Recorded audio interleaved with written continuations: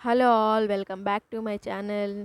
పూరీలు ఇలా పర్ఫెక్ట్గా పొంగుతూ రావాలి అని అంటే కొన్ని టిప్స్ అనేవి మీకు ఈ వీడియోలో షేర్ చేస్తాను. తప్పకుండా చూసి ఒకసారి ట్రై చేయండి. నేను చెప్పే మెథడ్లో ట్రై చేస్తే ఎప్పుడు పూరీలు అనేవి పొంగుతూ వస్తాయండి. చాలా బాగుంటాయి.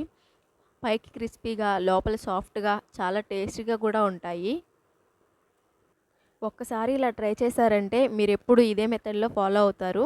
దానికోసం ఒక బౌల్ తీసుకుని 1 కప్పు గోధుమ పిండి, 1 కప్పు మైదా పిండి, pinch of baking soda, half spoon salt నేను టిప్స్ షేర్ చేస్తానని చెప్పాను కదండి. ఫస్ట్ టిప్, 1 స్పూను బొంబాయి రవ్వ అనేది దీనిలో యాడ్ చేసుకుంటామండి.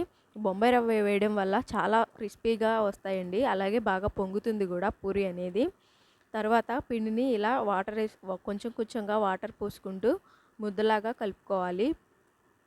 చూసారు కదా, ఇలా పిండి మరీ లూజ్గా కాకుండా మరీ గట్టిగా కాకుండా ఇలా సాఫ్ట్గా కలుపుకోవాలండి.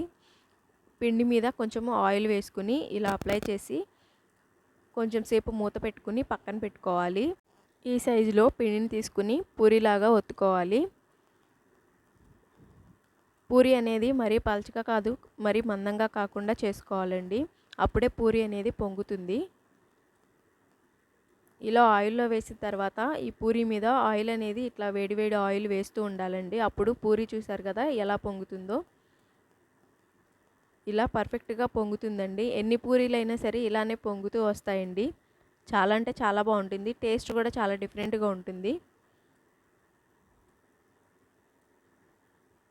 ఒకసారి ఇలా ట్రై చేయండి, తప్పకుండా మీరు ఇలానే చేస్తారు ప్రతిసారి. చూసారు కదా పూరి ఎలా పొంగుతుందో.